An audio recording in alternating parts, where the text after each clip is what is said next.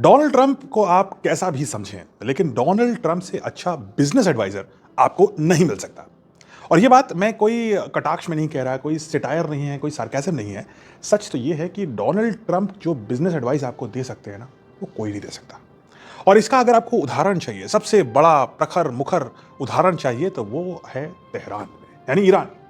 Iran को Trump ने जो बिजनेस एडवाइस गलती से दे दी या जानबूझकर दे दी, हमें नहीं पता, लेकिन उससे ईरान बनाने वाला है बहुत सारा पैसा।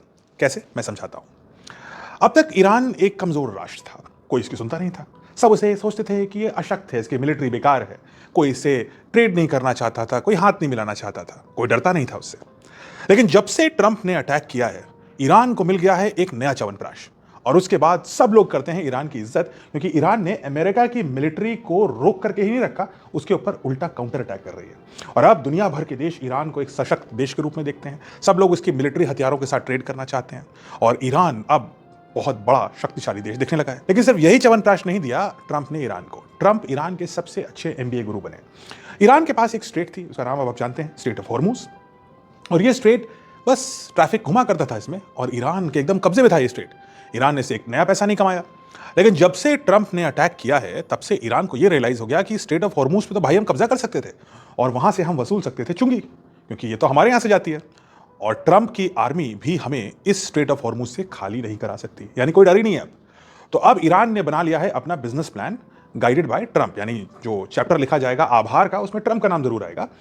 और इस बिजनेस प्लान में ईरान को मिलेंगे हर साल 80 बिलियन डॉलर, यानी कितना हुआ, 8 लाख करोड़ रुपए हर साल कमाएगा ईरान, सिर्फ चुंगी वसूल के स्ट्रेट ऑफ हॉर्मूज पर।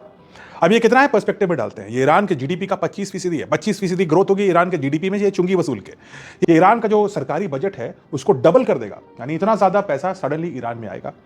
यानी ट्रंप ने कहा बार बार कि ईरान मुझे 10 शिप का गिफ्ट दे रहा है, 8 शिप का गिफ्ट दे रहा है, बल्कि सच तो ये था कि पीछे ही पीछे डोनाल्ड ट्रंप ईरान को 80 बिलियन डॉलर सालाना का परपेचुअल गिफ्ट दे रहे हैं, यानी हर बर्थडे में 80 बिलियन मिलेंगे ईरान को।